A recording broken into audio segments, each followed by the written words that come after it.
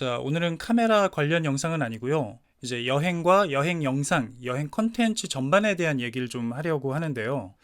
지금 사실 만들어야 되는 영상들이 굉장히 좀 많이 밀려 있는데, 이건 제 채널의 방향성과도 좀 관련이 있는 얘기라서 오늘 하루 정도는 좀 쉼표를 찍고 가도 괜찮겠다 싶어서 오늘 촬영을 하고 있습니다. 얼마 전에 여행에 미치다에 큰 사건이 좀 있었죠. 그 불미스러운 동영상 사건이 생기면서 결국 그 대표님이 극단적인 선택을 하셨는데요. 일단 개인의 그 잘잘못을 떠나서 굉장히 좀 놀랐고, 하루아침에 그 잘 나가던 회사가, 커뮤니티가 이렇게 올스탑 되는 모습을 보면서 굉장히 좀 충격을 받은 그런 상태입니다. 그 문제가 됐던 동영상 사건 자체에 대해서는 저는 언급하지 않으려고 해요. 뭐 다 알려진 이야기로 어그로 끌고 싶은 생각도 없고, 제가 오늘 하려는 얘기는 그 이후에 불거진 것들에 대한 이야기거든요. 이제 모르시는 분들을 위해서 여미에 대해서 간단하게만 좀 설명을 드리면, 여미는 이제 2014년인가 시작을 했는데, 이제 여행 영상이나 여행 사진, 이런 여행 컨텐츠를 사업화하는 거의 최초의 그런 서비스가 아니었나 싶어요. 제가 기억하는 여미는 어떤 시기였냐면 2017년에 이 채널을 시작하면서 여미를 알게 됐는데, 여미 페이스북 그룹이나 여미 유튜브를 통해서 이 아마추어 크리에이터들의 작품을 소개하고, 그 크리에이터들은 그걸 발판으로 이제 스타 크리에이터, 인플루언서로 성장하고, 여미는 그걸 통해서 또 사람들을 모으고 확장해 나가고, 또 그 크리에이터들 중에 일부는 또 다시 여미의 직원이 되고, 이제 여미 크루라고 하죠.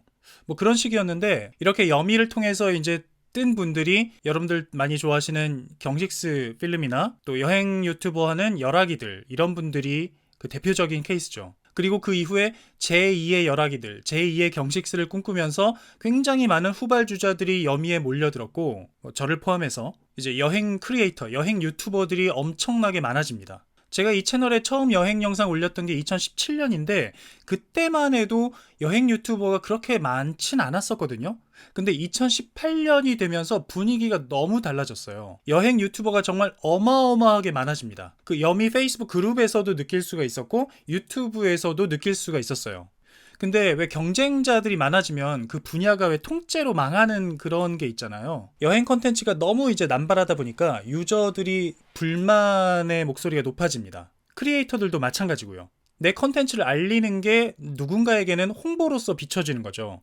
그래서 여미 내에서 홍보성 컨텐츠에 제재를 가하기 시작하고, 이 크리에이터들이 여미를 통한 홍보가 힘들어지게 됐어요. 크리에이터들은 크리에이터들 나름대로 만족스럽지 못하고, 유저들은 그 컨텐츠의 공해 때문에 또 불만이 쌓이고, 저도 한때 그 여미에서 좀 눈에 띄려고 굉장히 노력을 많이 했던 적이 있었는데, 뭐 포스팅 하나에 좋아요 1000개 이상 받아보고 그러기도 했었거든요. 비주얼 스토리텔러도 몇 번 해보고. 근데 이제 여행 컨텐츠로는 더 이상 경쟁이 힘들다, 더 이상 조회수가 너무 안 나온다, 이런 판단이 들고, 여미 그룹 내에서도 더 이상 눈에 띄기 힘들다, 이런 생각이 드니까 어느 순간부터 여미에 이제 안 올리게 되고, 결국 여행 컨텐츠 자체를 안 만들게 되고, 이제 뭘 할까 하다가 그럼 여행 장비 쪽으로 가보자. 그 중에서도 뭐 액션캠, 뭐 이렇게 채널의 방향을 지금 잡아가고 있는 중입니다. 뭐 얘기가 좀 길었는데요. 어쨌든 여미는 아마추어들의 컨텐츠로 성공한 회사인데, 아이러니하게도 지금은 더 이상 스타를 배출하지 못하는 시스템이 돼버렸고, 그런 시스템에 대한 불만과 또 이러저런 다른 논란들이 있는 상황에서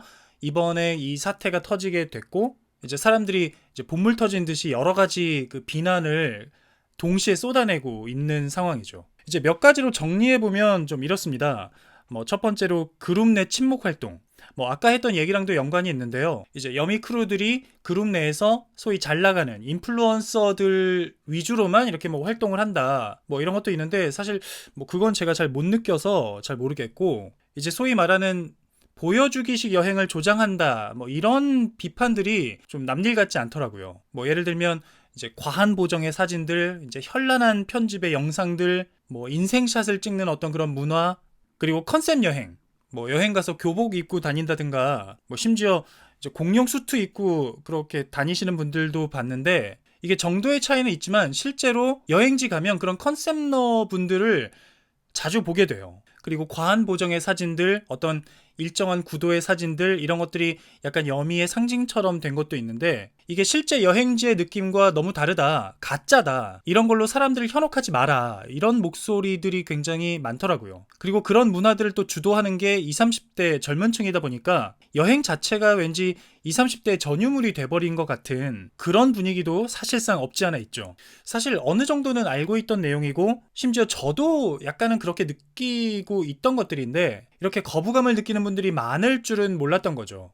저도 뭐 말하자면 아직 초라하긴 하지만 뭐 유튜브랑 인스타그램에서 크리에이터 활동을 하면서 이제 최신 트렌드를 좀 따라가고 젊은 감각을 좀 배우려고 많이 노력을 하고 있는데 내 이런 활동들을 보고 거부감을 느끼는 사람들도 있을 수 있겠구나. 그래서 좀 제 활동들을 돌아보게 되더라고요. 저도 여행 가면 어떻게든 뭐 컨텐츠 좀 찍으려고 여행에 집중 못하게 되고 또 어떻게 하면 좋아요 한두 개라도 더 받을까 그런 식으로 컨텐츠를 만들어 왔던 게 사실이거든요. 물론 인생샷, 컨셉 여행, 뭐 과한 보정, 뭐 이런 것들이 사실 여미가 처음 시작한 건 아닙니다. 당연히. 전 세계적인 트렌드였고 무엇보다 인스타그램이나 유튜브라는 그 플랫폼이 가장 큰 역할을 했죠. 하지만 우리나라에서만큼은 이런 보여주기식 여행 문화를 확산시키는데 여미가 가장 큰 역할을 했다는 건 부인할 수 없는 사실이라고 생각해요. 아무튼 그 사건 이후로 여미 채널도 그렇고 여미 크루들 전체가 이제 모든 활동을 중지한 상태인데 뭐 저 같은 일반인도 이렇게 충격인데 무엇보다 그 크루분들이 굉장히 하루아침에 큰 충격을 받으셨을 것 같아요. 앞으로 여미가 어떤 길을 갈지는 잘 모르겠습니다. 시간이 좀 지나서 추스르고 다시 활동을 시작할지 아니면 뭐 이대로 간판을 내리게 될지 또 이번 사태가 우리나라 여행 문화 전반에 어떤 영향을 미치게 될지 뭐 저만 이렇게 과민 반응하는 걸 수도 있고요. 뭐 어떻게 될지 잘 모르겠지만 여미의 오랜 팬으로서 여미를 추종하고 한 몇 년 동안 여행 컨텐츠들을 쭉 만들어왔던 사람으로서 좀 너무나 안타까운 일이라고 생각이 되고 또 저 자신을 돌아보는 그런 계기도 됐습니다. 그 대표분이 저랑도 댓글을 몇 번 주고받은 적이 있었는데 이렇게 갑작스럽게 사망하시면서 왠지 이 영상 자체도 좀 더 어그로를 끌려고 하는 것 같은 그런 느낌을 줄 수 있겠다 싶어서 이 영상은 수익 창출을 하지 않으려고 하고요. 저는 다음 영상에서 좀 더 밝은 모습으로 인사를 드리도록 하겠습니다. 삼가 고인의 명복을 빕니다.